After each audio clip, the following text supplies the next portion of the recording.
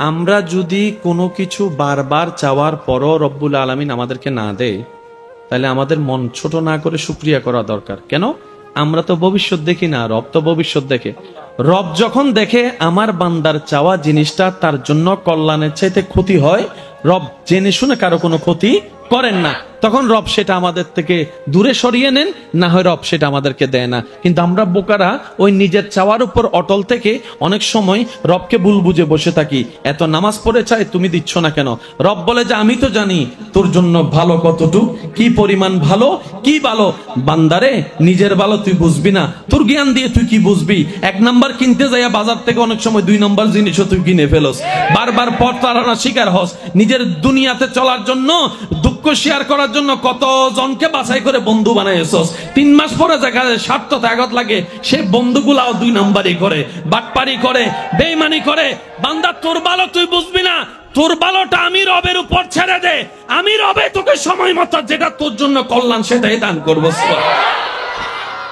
সেজন্য রবের দেওয়ার ব্যাপারে কখনো নাক গলানো উচিত, জোরে বলেন না, উচিত। আমি হইতাম চাইলাম একটা, আল্লাহ বানাই দিছে আরেকটা, বুঝতে হবে সেখানেও কল্যাণ, জোরে বলেন না, সেখানেও কল্যাণ। আল্লাহর ব্যাপারে কখনো হতাশ হওয়ার দরকার। গরিবটা চলে যাচ্ছে, কোটিপতি, তখন কোটিপতিরা বলবে, ইসরে দুনটিয়া কিল্লে মালিক হইলাম। আজকে যেটা আপনার আফসোস না পাওয়ার, ওই দিন ওনাদের আফসোস হবে কেন পেলাম, কেন এতগুলা গাড়ি, কেন এতগুলা বাড়ি। এবার বলেন, আল্লাহ কি কাউকে দুনিয়াবি ক্ষেত্রে বড় লোক হতে নিষেধ করেছেন? ব্যবসা করতে নিষেধ করেছেন? একটু জোরে বলেন না। চাকরি করতে নিষেধ করেছেন? আল্লাহ পাক সম্পদ জুড়াতে নিষেধ করেছেন? বাবা হয়ে, অভিভাবক হয়ে সন্তানদেরকে লাইন করে দিতে নিষেধ করেছেন? তাহলে বেজালটা কোথায়? মনে রাখবেন, বেজাল হচ্ছে একটা নমরুদ সম্পদওয়ালা, সিদ্দিক আকবর সম্পদওয়ালা। সুবহানাল্লাহ, একটু জোরে বলি না। ফেরাউন সম্পদওয়ালা, ওসমান গনি জিন্নুরাইন সম্পদওয়ালা। কিন্তু 2 সম্পদওয়ালার পার্থক্য আসমান জমিন। যে সম্পদের শুরুতেও আল্লাহ সন্তুষ্টি, শেষেও থাকবে আল্লাহ সন্তুষ্টি, মাঝখানে কোনো অহংকার থাকবে না, কোনো লোভ থাকবে না। ওই সম্পদ যেটা আল্লাহ দিয়েছে, আল্লাহর জন্য বান্দা ব্যয় করবে আল্লাহর বান্দার কল্যাণে, ওই সম্পদ তার জন্য কল্যাণের হয়ে যাবে। সেজন্য বলি, আমরা সবাই নিজ নিজ জায়গায় রবের দরবারের বড় বড় পাপের আসামি। আমরা যেন অন্যের দোষ খুঁজে, অন্যের দোষ ধরে নিজের সময়গুলোকে আর নষ্ট না করি। আমরা বুদ্ধিমানের কাজ হবে নিজের করা ভুলগুলার জন্য রবের কাছে ওই অন্যের দোষ ধরার সময়টার মধ্যে আমরা যেন তওবা করে করে আল্লাহর কাছে ক্ষমা চাইতে থাকি। এটা আমাদের জন্য লাভের হবে। ইস্তেগফার এমন একটা অলৌকিক নিয়ামত, কিভাবে বুঝাই আপনাদেরকে। ইস্তেগফার, তওবা এমন একটা জিনিস, বান্দা যত রবের কাছে সারেন্ডার করতে থাকে, রব তত খুশি হয়ে তার গুনার পাল্লাকে মিটাইতে থাকে, গুনার পাহাড়কে মিটাইতে থাকে। প্রকান্তরে তার সওয়াবের পাল্লাকে বাড়াইতে থাকে, পক্ষান্তরে তার জীবনের আশা বাঁধাগুলাকে আল্লাহ পাক সরাতে থাকে। সুবহানাল্লাহ। শুধু তাই নয়, তার বিনা মৌসুমে আল্লাহ তাকে বৃষ্টি দিয়ে রহমত দিবেন, এমন এমন জায়গা থেকে রিজিক এনে দিবেন, বান্দা কল্পনায় পড়ে যাবে, আমি তো আশাই করিনি এখান থেকে পাবো, পেলাম তো পেলাম কিভাবে। রব বলে যে, ওই যে কিছুদিন আগে ইস্তিগফার তওবা করেছিলি, আমার বড্ড পছন্দ হয়েছে তোর তওবা করাটা, তাই আমি আল্লাহ তোর তাকদীরে এই নিয়ামতের ব্যবস্থা করে দিয়েছি। সুবহানাল্লাহ। সূরা নূর মধ্যে যদি একটু দেখা যায়, প্রত্যেকটা শব্দ আপনাকে অবাক অবাক করে দিবে। ফাকুল তুস্তাগফিরু থেকে শুরু করলে আপনি দেখতে পাবেন আল্লাহ পাক বলে, তওবা করতে থাকো, নিয়ামত নিতে থাকো, তওবা করতে থাকো, ক্ষমা নিতে থাকো। সুবহানাল্লাহ বলেন না। তওবা নিতে থাকো, আসমানের বৃষ্টি নিতে থাকো, তওবা করতে থাকো, সম্পদ বাড়াতে থাকো, তওবা করতে থাকো, নিয়ামত নিতে থাকো, তওবা করতে থাকো, রিজিক বাড়াইতে থাকো। বান্দা, তুমি তওবা করতে থাকো, আমি রবের প্রিয় হতে থাকো, হতে থাকো। গুনাহগার মানুষ যখন তওবা করে, মনোযোগ আছে ভাইয়া? মনোযোগ আছে সবার? এদিকের ভাইরা কি শুনতে পাচ্ছেন? শুনতে পাচ্ছেন? মাশাআল্লাহ। পাপী যখন পাপী যখন তওবা করে তখন পাপীর পাপ কমে। এবার আল্লাহ দয়া করে আপনার পাপ সব মিটাই দিছে, একটা পাপও নাই। এবার যদি আপনি তওবা করেন, আপনার লাভ কি? তওবা করলে তো পাপ কাটে, বাংলা ভাষায় বোঝার জন্য। তা পাপই তো নাই, অপরাধী নাই, গুনাই নাই, এখন তওবা করলে লাভ কি? রব বলে যে তওবার মধ্যে লস বলে কোনো শব্দ নাই। পাপী যখন তওবা করে তখন তার পাপ কাটতে থাকে। এই তওবা করতে করতে, পাপ কাটতে কাটতে যখন বান্দার পাপ বেনিশ হয়ে যায়, এরপরও যখন বান্দা তওবা করে, আমি আল্লাহ খুশি হয়ে তার মর্যাদা, সম্মান, ইজ্জত বাড়াইতে থাকি। তওবার মধ্যে লস বলে কোনো শব্দ, সবাই বলেন তওবাতে লস বলে কোনো শব্দ। যে যত তওবা করতে থাকে সে তত রবের প্রিয় হতে থাকে। সেজন্য বলে যাওয়ার চেষ্টা করি, তওবার সাথে বন্ধুত্ব করুন, দরুদ শরীফের সাথে বন্ধুত্ব করুন, 5 ওয়াক্ত নামাজের সাথে বন্ধুত্ব করুন, মা বাবার সেবার সাথে বন্ধুত্ব করুন, বড়দের সম্মানের সাথে বন্ধুত্ব করুন, ছোটদেরকে স্নেহ করার সাথে বন্ধুত্ব করুন, আর চোখ নিচে রেখে মুখটা বন্ধ রাখার সাথে বন্ধুত্ব করুন। এই 7টা জিনিসের সাথে যদি বন্ধুত্ব করতে পারেন, আমি আপনাকে ছোট ভাই হিসেবে এতটুকু ওয়াদা দিতে পারি, আপনি এই প্র্যাকটিসে যদি 7 মাসে 7টা বিষয়ের উপর 3 মাস প্র্যাকটিস করেন, আপনি এই জায়গায় এমন কিছু শান্তি অনুভব করতে শুরু করবেন যেটা আগে কখনো অনুভব করার কল্পনাও করেন নাই। সুবহানাল্লাহ, আর একটু জোরে। কারণ সবকিছুর মূল হচ্ছে এখানে শান্তি। ও হুজুর, আসসালামু আলাইকুম। হুজুর, আসসালামু আলাইকুম। ওয়ালাইকুম সালাম। একবার বলি মারহাবা। আওয়াজ আসলে মনোযোগ কি হয়ে যায়? নষ্ট হয়ে যায়। বলেন, আওয়াজ আসলে মনোযোগ কি হয়? ঠিক আমার হয় না সবার। সেজন্য আমি চাচ্ছি আপনারা একদম নীরবতার সাথে শুনুন। এই কথাগুলোর দরকার আছে না নাই? আপনারা বলেন, প্রত্যেকটা মানুষের জীবনের দরকার আছে না নাই? সবচেয়ে দামি জায়গার নাম কি? বলেন না, বলেন। সবচাইতে দামি জায়গার নাম? আল্লাহ পাক বলে যে সব তোরে দিলাম, বান্দা তোর দিলটা আমাকে দে। আশা করি আমার যুবক ভাইরা অনেক কিছুর উত্তর এখানে খুঁজে পেয়ে যাবেন। রব বলে যে তোকে সব দিলাম, দিলটাও আমি দিয়েছি, কিন্তু আমি চাই তুই নিজে থেকে দিলটা আমাকে দে। কারণ আমি তো নিতে পারি, কিন্তু সেটা সুন্দর না। আমারও তো একটু দেখতে মন চায়, আমার কোন বান্দা নিজে থেকে দামি দিলটা আমাকে দেয়, আমি তো একটু দেখতে চাই। বান্দা চোখ তুই রাখ, হাত দুই রাখ, পাও তুই রাখ, টাকা তুই রাখ, গাড়ি বাড়ি তুই রাখ, জমিন তুই রাখ, ডুপ্লেক্স বাড়ি তুই রাখ, 10টা ফ্যাক্টরি আমি তো দিয়েছি, আচ্ছা যা তুই রাখ, ব্যাংক ব্যালেন্স তুই রাখ, বউ তুই রাখ, স্বামী তুই রাখ, সন্তান নাতি তুই রাখ। বান্দা বলে যে আল্লাহ আমি কি দিব তোমাকে? রব বলে যে তোর দিলটা আমাকে দে, তোর দিলটা আমাকে দে, তোর দিলটা আমাকে দে। ইয়া রব, সব তো তোমার। রব বলে যে আমি চাই তোর দিলটা। ইন্নাল্লাহা লা ইয়ানজুরু ইলা ওয়াজহিকা, রব চেহারার দিকে তাকায় না, রব বান্দার দিলের দিকে তাকায় থাকে। রব বলে যে দিলটা আমাকে দে।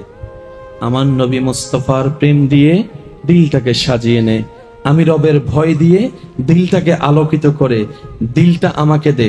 তোর দিলে বান্দা হিসেবে সর্বোচ্চ ভালোবাসা তোর স্রষ্টারটা রাখ, তোর দিলে উম্মত হিসেবে সর্বোচ্চ ভালোবাসা তোর নবীরটা রাখ। তুই নিজ দায়িত্বে তোর দিলের জগতে, ভালোবাসার ঘরে, মায়া মহব্বতের জায়গায় আমি রবকে জায়গা দে, আমার নবী মুস্তাফাকে জায়গা দে। আমি আল্লাহ ওয়াদা করলাম, এই দিল দুনিয়ার কোন কারো কাছ থেকে প্রেমের আঘাতে শেখাকে আমি রব ভাঙতে দিব না, আমি রব ভাঙতে দিব না, আমি রব ভাঙতে দিব না। শরীরের আঘাত শরীরে থেকে যায়, শরীরের আঘাত ব্রেন গিয়ে পৌঁছায়, কিন্তু বান্দার দিল এমন একটা দামি জায়গা, এই জায়গায় আঘাতটা আরশ পর্যন্ত পৌঁছায় যায়। আর একটু জোরে। এই মুখের লক্ষবার ডাক, লক্ষবার চিৎকার, সামনের জন 1 মাইল দূরে আওয়াজটা না যাওয়াটা সম্ভব হতে পারে, কিন্তু একজন বোবা মানুষের দিল থেকে মহাব্বতের আওয়াজটা পর্যন্ত লামকান পর্যন্ত পৌঁছায় দেয়। দিল এমন একটা জায়গা, মানুষের অন্তর এমন একটা জায়গা, যে জায়গাকে রব্বুল আলামিন স্পেশাল ভাবে তৈরি করেছেন, স্পেশাল ভাবে এমন ভাবে সাজিয়েছেন।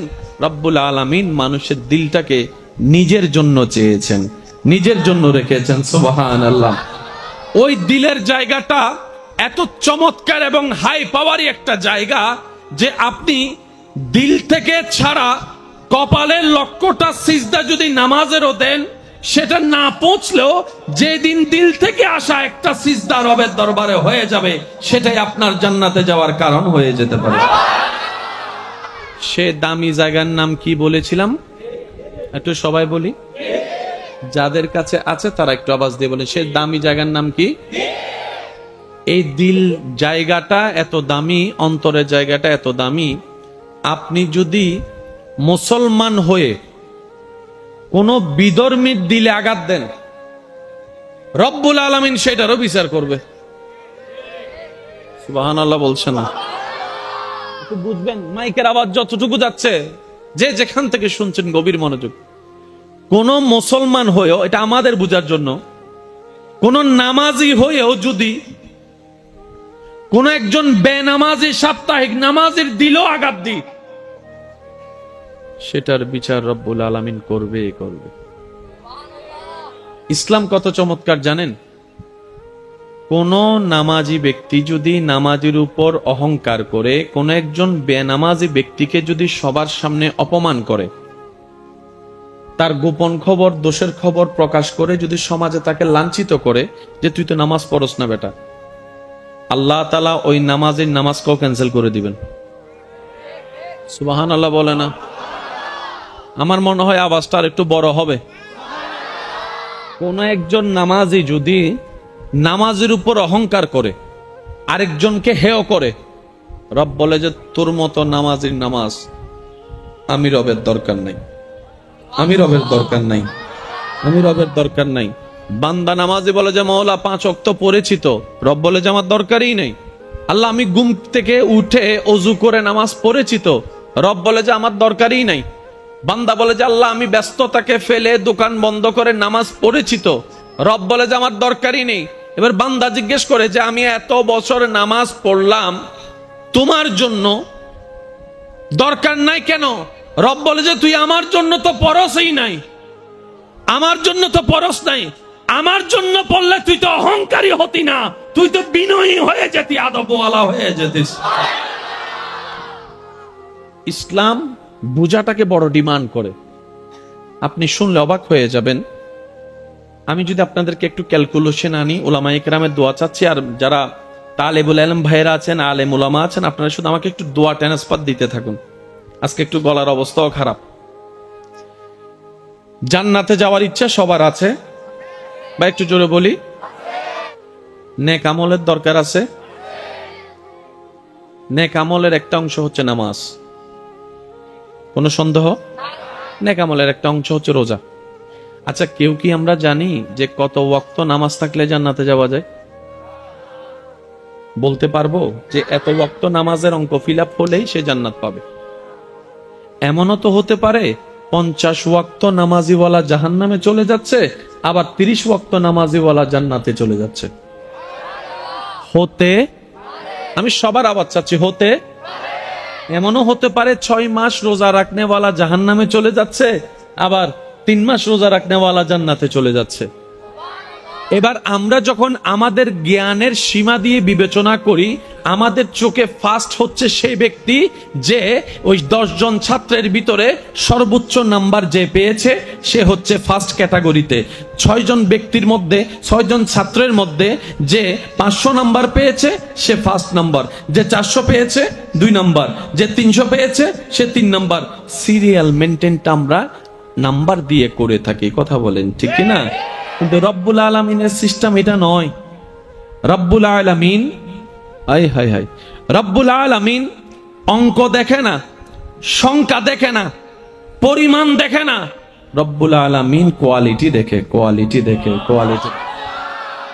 কার ইবাদতে কতটুক কোয়ালিটি ফুল হয়, কার ইবাদতের জিকিরের ভিতরে কতটুক প্রেমের কোয়ালিটি থাকে, কার ডাকার মধ্যে কতটুক ভক্তি, শ্রদ্ধা, আকাঙ্ক্ষা, ভালোবাসা থাকে, যার স্মরণের মধ্যে কতটুক নম্রতা থাকে, কার সিজদার মধ্যে কতটুক বিনয়ী থাকে।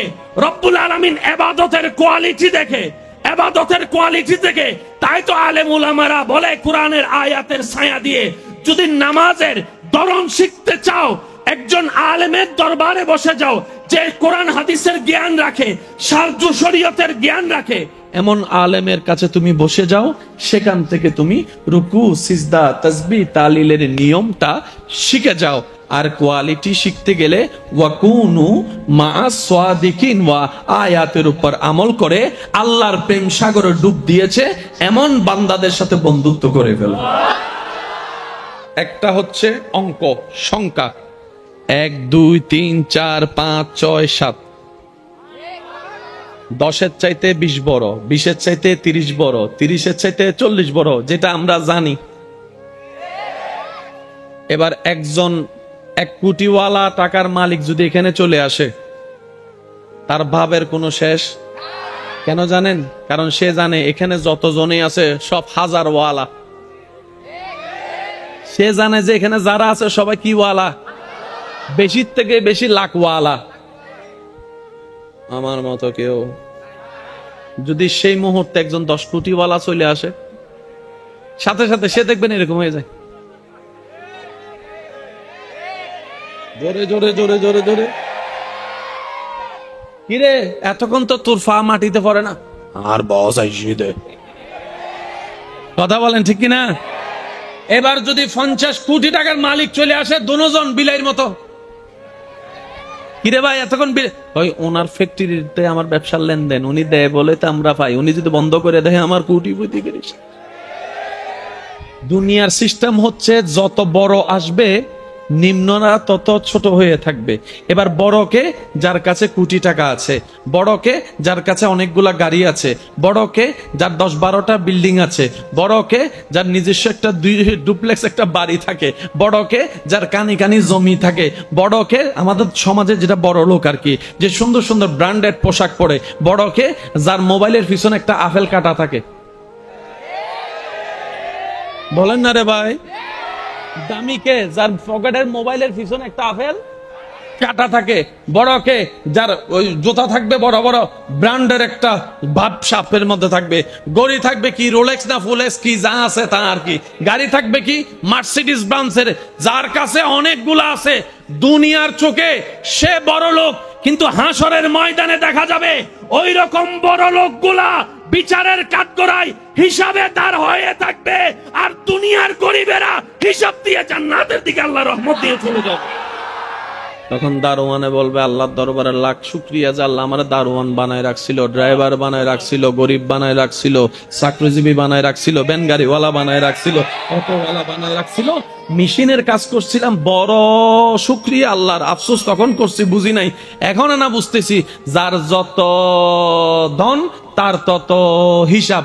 আমার ধনও নাই, হিসাবও নাই, হাসরের ময়দানও পার। তুই দিয়ে আয় যায়, আসসালামু আলাইকুম। সেজন্য বলা হয় রব দিলে আলহামদুলিল্লাহ, না দিলে ডবল আলহামদুলিল্লাহ। আমরা যদি কোনো কিছু বারবার চাওয়ার পরও রব্বুল আলামিন আমাদেরকে না দেয়, তাহলে আমাদের মন ছোট না করে শুকরিয়া করা দরকার। কেন? আমরা তো ভবিষ্যৎ দেখি না, রব তো ভবিষ্যৎ দেখে। রব যখন দেখে আমার বান্দার চাওয়া জিনিসটা তার জন্য কল্যাণের চাইতে ক্ষতি হয়, রব জেনে শুনে কারো কোনো ক্ষতি করেন না, তখন রব সেটা আমাদের থেকে দূরে সরিয়ে নেন, না হয় রব সেটা আমাদেরকে দেয় না। কিন্তু আমরা বোকারা ওই নিজের চাওয়ার উপর অটল থেকে অনেক সময় রবকে ভুল বুঝে বসে থাকি। এত নামাজ পড়ে চাই, তুমি দিচ্ছ না কেন? রব বলে যে আমি তো জানি তোর জন্য ভালো কতটুক, কি পরিমাণ ভালো, কি ভালো। বান্দারে নিজের ভালো তুই বুঝবি না, তোর জ্ঞান দিয়ে তুই কি বুঝবি? 1 নাম্বার কিনতে যাইয়া বাজার থেকে অনেক সময় 2 নাম্বার জিনিসও তুই কিনে ফেলস, বারবার পথ তাড়ানোর শিকার হস। নিজের দুনিয়াতে চলার জন্য দুঃখ শেয়ার করার জন্য কত জনকে বাছাই করে বন্ধু বানাইছস, 3 মাস পরে দেখা যায় স্বার্থ ত্যাগত লাগে, সে বন্ধুগুলাও 2 নাম্বারই করে, বাটপারি করে, বেঈমানি করে। বান্দা তোর ভালো তুই বুঝবি না, তোর ভালোটা আমি রবের উপর ছেড়ে দে, আমি রবে তোকে সময় মতো যেটা তোর জন্য কল্যাণ সেটাই দান করবো। সেজন্য রবের দেওয়ার ব্যাপারে কখনো নাক গলানো উচিত, জোরে বলেন না উচিত। আমি হইতাম চাইলাম একটা, আল্লাহ বানাই দিছে আরেকটা, বুঝতে হবে সেখানেও কল্যাণ, জোরে বলেন না সেখানেও কল্যাণ। আল্লাহর ব্যাপারে কখনো হতাশ হওয়ার দরকার। গরিবটা চলে যাচ্ছে, কোটিপতি, তখন কোটিপতিরা বলবে ইসিরে দুনটিয়া কিল্লে মালিক হইলাম। আজকে যেটা আপনার আফসোস না পাওয়ার, ওই দিন ওনাদের আফসোস হবে কেন পেলাম, কেন এতগুলা গাড়ি, কেন এতগুলা বাড়ি। এবার বলেন আল্লাহ কি কাউকে দুনিয়াবি ক্ষেত্রে বড় লোক হতে নিষেধ করেছেন? ব্যবসা করতে নিষেধ করেছেন? একটু জোরে বলেন না। চাকরি করতে নিষেধ করেছেন? আল্লাহ পাক সম্পদ জুড়াতে নিষেধ করেছেন? বাবা হয়ে অভিভাবক হয়ে সন্তানদেরকে লাইন করে দিতে নিষেধ করেছেন? তাহলে বেজালটা কোথায়? মনে রাখবেন, বেজাল হচ্ছে একটা নমরুদ সম্পদওয়ালা, সিদ্দিক আকবর সম্পদওয়ালা। সুবহানাল্লাহ, একটু জোরে বলি না। ফেরাউন সম্পদওয়ালা, ওসমান গনি জিন্নুরাইন সম্পদওয়ালা। কিন্তু 2 সম্পদওয়ালার পার্থক্য আসমান জমিন। যে সম্পদের শুরুতেও আল্লাহ সন্তুষ্টি, শেষেও থাকবে আল্লাহ সন্তুষ্টি, মাঝখানে কোনো অহংকার থাকবে না, কোনো লোভ থাকবে না। ওই সম্পদ যেটা আল্লাহ দিয়েছে, আল্লাহর জন্য বান্দা ব্যয় করবে আল্লাহর বান্দার কল্যাণে, ওই সম্পদ তার জন্য কল্যাণের হয়ে যাবে। সেজন্য বলি, আমরা সবাই নিজ নিজ জায়গায় রবের দরবারের বড় বড় পাপের আসামি। আমরা যেন অন্যের দোষ খুঁজে, অন্যের দোষ ধরে নিজের সময়গুলোকে আর নষ্ট না করি। আমরা বুদ্ধিমানের কাজ হবে নিজের করা ভুলগুলার জন্য রবের কাছে ওই অন্যের দোষ ধরার সময়টার মধ্যে আমরা যেন তওবা করে করে আল্লাহর কাছে ক্ষমা চাইতে থাকি। এটা আমাদের জন্য লাভের হবে। ইস্তেগফার এমন একটা অলৌকিক নিয়ামত, কিভাবে বুঝাই আপনাদেরকে। ইস্তেগফার, তওবা এমন একটা জিনিস, বান্দা যত রবের কাছে সারেন্ডার করতে থাকে, রব তত খুশি হয়ে তার গুনার পাল্লাকে মিটাইতে থাকে, গুনার পাহাড়কে মিটাইতে থাকে, প্রকান্তরে তার সওয়াবের পাল্লাকে বাড়াইতে থাকে, পক্ষান্তরে তার জীবনের আশা বাঁধাগুলাকে আল্লাহ পাক সরাতে থাকে। সুবহানাল্লাহ। শুধু তাই নয়, তার বিনা মৌসুমে আল্লাহ তাকে বৃষ্টি দিয়ে রহমত দিবেন, এমন এমন জায়গা থেকে রিজিক এনে দিবেন, বান্দা কল্পনায় পড়ে যাবে আমি তো আশাই করিনি এখান থেকে পাবো, পেলাম তো পেলাম কিভাবে।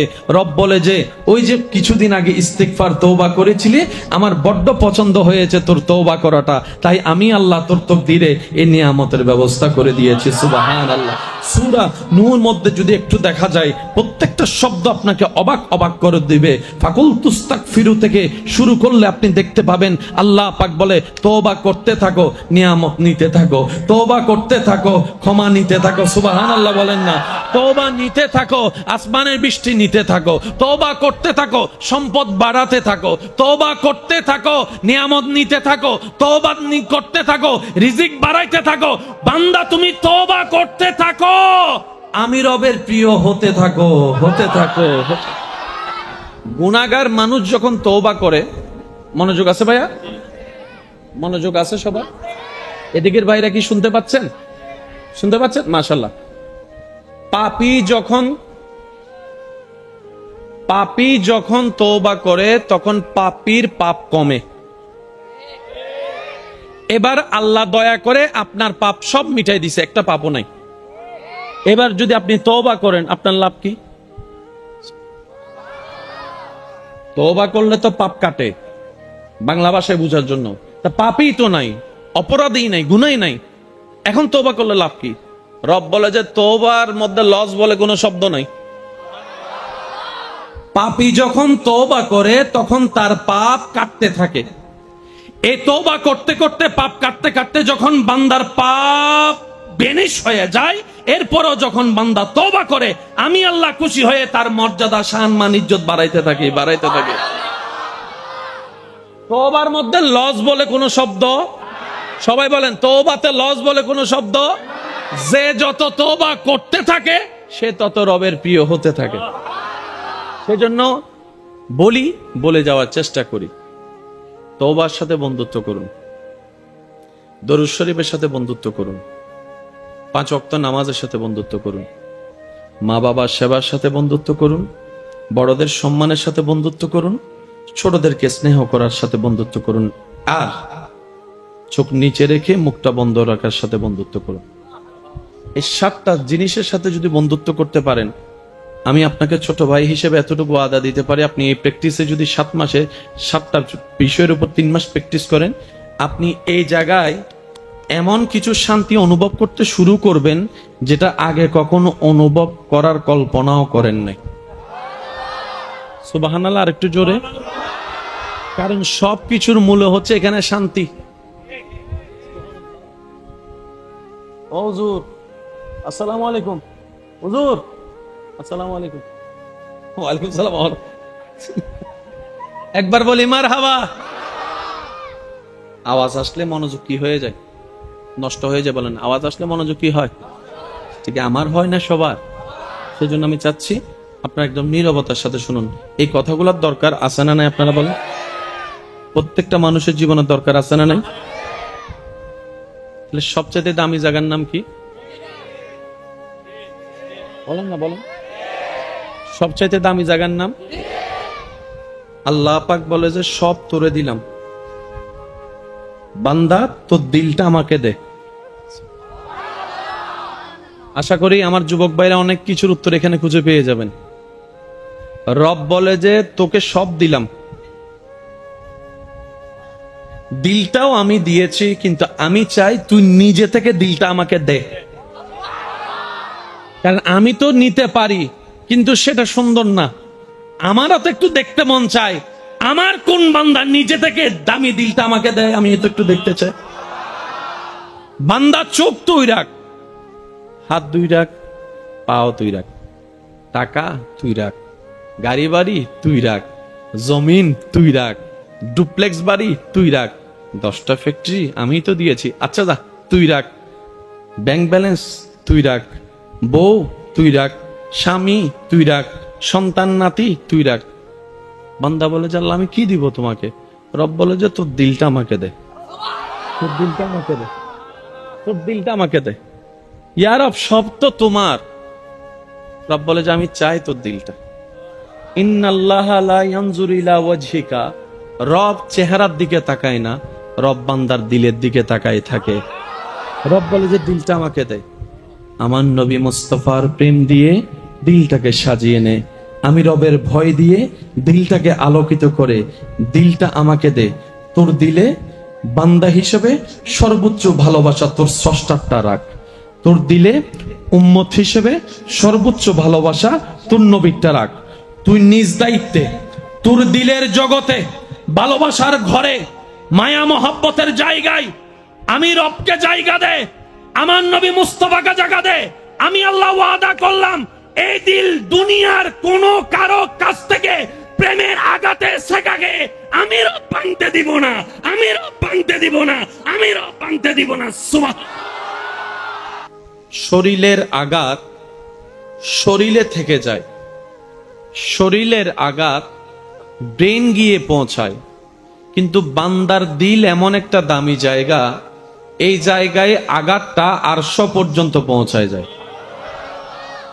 আর একটু জোরে। এই মুখের লক্ষবার ডাক, লক্ষবার চিৎকার, সামনের জন 1 মাইল দূরে আওয়াজটা না যাওয়াটা সম্ভব হতে পারে, কিন্তু একজন বোবা মানুষের দিল থেকে মহাব্বতের আওয়াজটা পর্যন্ত লামকান পর্যন্ত পৌঁছায় যায়। দিল এমন একটা জায়গা, মানুষের অন্তর এমন একটা জায়গা, যে জায়গাকে রব্বুল আলামিন স্পেশাল ভাবে তৈরি করেছেন, স্পেশাল ভাবে এমন ভাবে সাজিয়েছেন। রব্বুল আলামিন মানুষের দিলটাকে নিজের জন্য চেয়েছেন, নিজের জন্য রেখেছেন। সুবহানাল্লাহ। ওই দিলের জায়গাটা এত চমৎকার এবং হাই পাওয়ারি একটা জায়গা যে আপনি দিল থেকে ছাড়া কপালের লক্ষ্যটা সিজদা যদি নামাজেরও দেন, সেটা না পৌঁছলেও যেদিন দিল থেকে আসা একটা সিজদা রবের দরবারে হয়ে যাবে, সেটাই আপনার জান্নাতে যাওয়ার কারণ হয়ে যেতে পারে। সে দামি জায়গার নাম কি বলেছিলাম? একটু সবাই বলি, যাদের কাছে আছে তারা একটু আওয়াজ দিয়ে বলে, সে দামি জায়গার নাম কি? এই দিল জায়গাটা এত দামি, অন্তরের জায়গাটা এত দামি।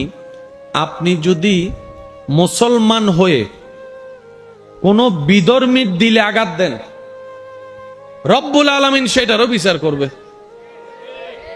সুবহানাল্লাহ বলছে না?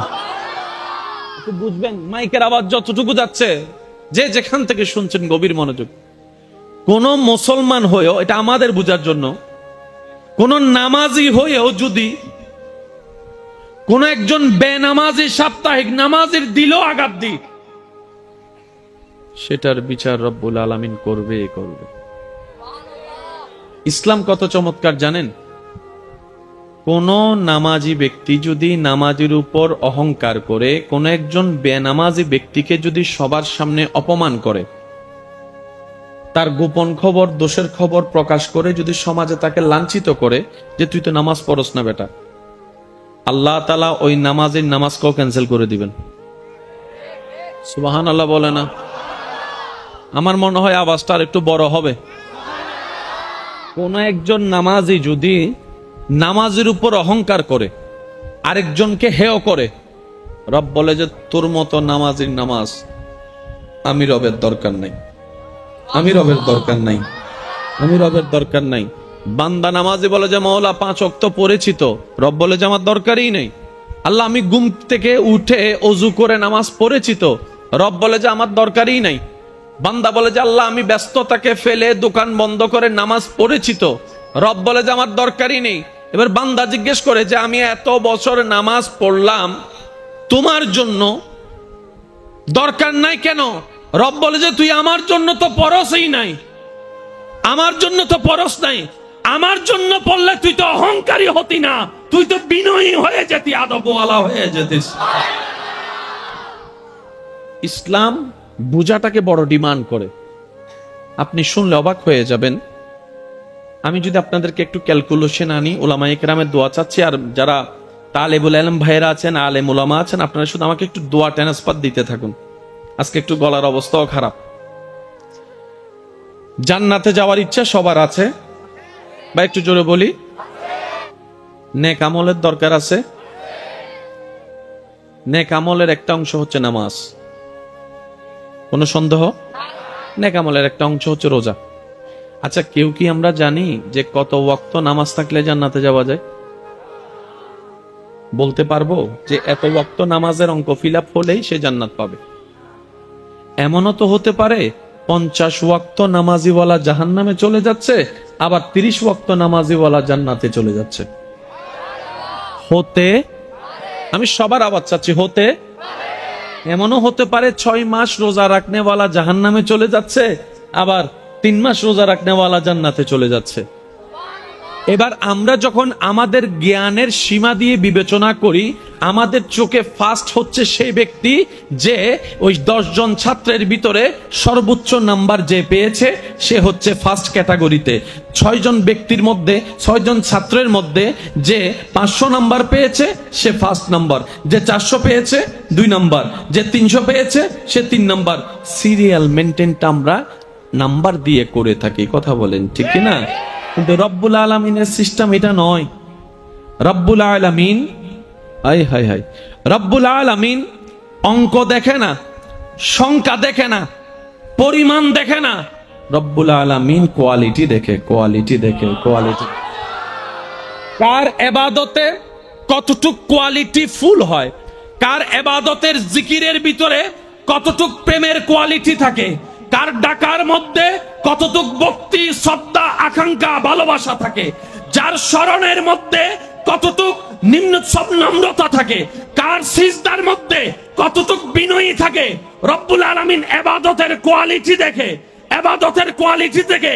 তাই তো আলেম উলামারা বলে, কোরআনের আয়াতের ছায়া দিয়ে যদি নামাজের ধরন শিখতে চাও, একজন আলেমের দরবারে বসে যাও, যে কোরআন হাদিসের জ্ঞান রাখে, শারঈ শরীয়তের জ্ঞান রাখে, এমন আলেমের কাছে তুমি বসে যাও, সেখান থেকে তুমি রুকু, সিজদা, তাসবিহ, তাহলিলের নিয়মটা শিখে যাও। আর কোয়ালিটি শিখতে গেলে ওয়াকুনু মা'আস সাদিকিন ওয়া আয়াতের উপর আমল করে আল্লাহর প্রেম সাগরে ডুব দিয়েছে এমন বান্দাদের সাথে বন্ধুত্ব করে ফেলো। একটা হচ্ছে অঙ্ক, সংখ্যা, 1 2 3 4 5 6 7, 10-এর চাইতে 20 বড়, 20-এর চাইতে 30 বড়, 30-এর চাইতে 40 বড়, যেটা আমরা জানি। এবার একজন 1 কোটিওয়ালা টাকার মালিক যদি এখানে চলে আসে, তার ভাবের কোনো শেষ। কেন জানেন? কারণ সে জানে এখানে যতজনই আছে সব হাজারওয়ালা। সে জানে যে এখানে যারা আছে সবাই কি ওয়ালা, বেশির থেকে বেশি লাখওয়ালা। আমার মতো কেউ যদি সেই মুহূর্তে একজন 10 কোটিওয়ালা চলে আসে, সাথে সাথে সে দেখবেন এরকম হয়ে যায়। জোরে জোরে জোরে জোরে জোরে, কিরে এতক্ষণ তো তোর ফা মাটিতে পড়ে না, আর বস আইসি দে। কথা বলেন ঠিক কিনা?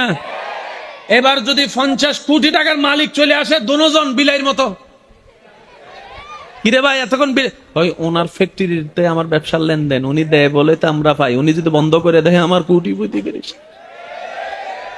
দুনিয়ার সিস্টেম হচ্ছে যত বড় আসবে নিম্নরা তত ছোট হয়ে থাকবে।